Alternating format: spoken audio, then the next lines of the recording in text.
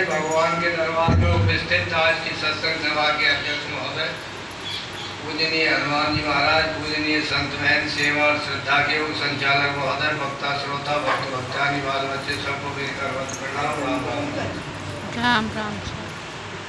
आदरणीय बड़े सौभाग्य की बात है, तुलसीदास जी कह रहे सत्संग की महिमा जहाँ हम और आप बैठे कि पुण्य पुंज बिन मिले न संतान, सत्संगत संसृत करे अंता।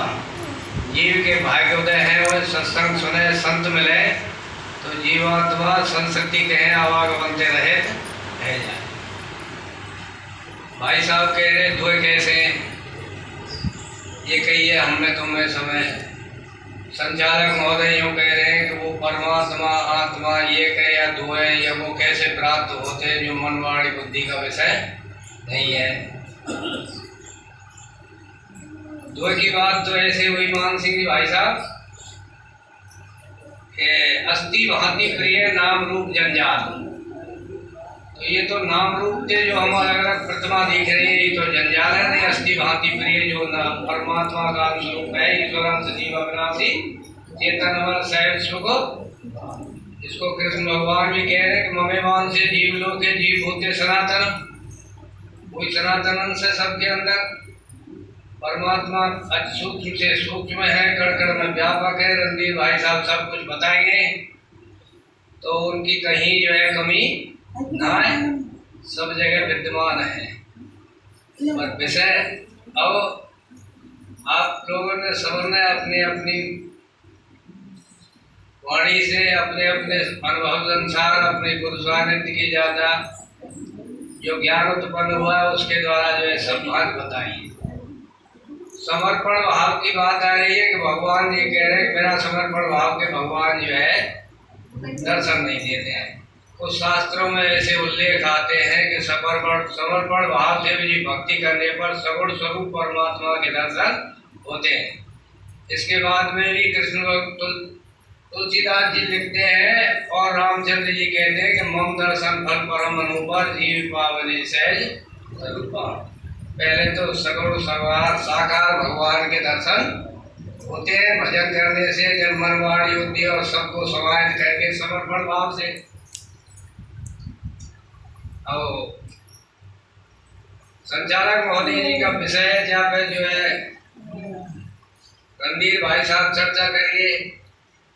उस विषय में ऐसी है कि बिना भजन के तुलसीदास जी कह रहे कि जो है बाल मध्य कृत होए पर सिकता देवर तेल बिना हरि भजन न भवता है ये सिद्धांत। और सब शास्त्र सब मुनि सब ऋषि मुनि सब विद्वान सब भक्त यही कहते हैं कि बिना भगवान के कल्याण नहीं होता। अब एक प्रसंग के माध्यम से कह रहे हैं, मैं सब विद्वान रचना हूँ। भाई साहब कह रहे हैं कि अब मंत्र ही पढ़ने तुमने, श्लोक ही पढ़ने तुम्हें पढ़ो। श्लोक तो पढ़ने ही पड़े क्योंकि जो है हम और आप जहाँ बैठे या में जो प्रसंग चल रहा है सत्संग के माध्यम में बिन सत्संग विवेक न हुई राम कृपा में सुलभ न। जब अर्जुन के कार्य मोह गए हो और युद्ध के टाइम पे वो यूँ कह रहा हो कि ये तो मेरे सब माता पिता कोई गुरु है, कोई जो है मेरे पिता में है, रिश्तेदार है, इन पे कैसे हथियार चलाऊं। तब कृष्ण भगवान ने कही कि भाई ये शरीर तो सब मरण धर्मा है और इनमें जो ममेवान से जीव लोग के जीव होते सनातनम वो आत्मा जिसको कहते परमात्मा, परमात्मा का स्वरूप आत्मा। जो तुलसीदास जी कह रहे कि जड़ चेतन गुण दोष में विश्व की करतार संत हंस गुण गए पै हर बार।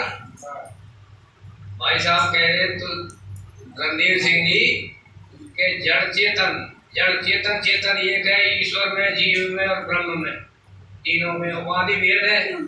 इससे जीव भाव दिख रहे हैं तो चेतन सब में एक है। तुलसीदास जी कह रहे हैं कि जड़ चेतन गुण दोष में विश्व की करतार संत हंस गुण गए पर हर बार उपाय बता दियो कि गुणों को ग्रहण करे और गुणों को त्याग दे, जड़ के दोषों को त्याग दे।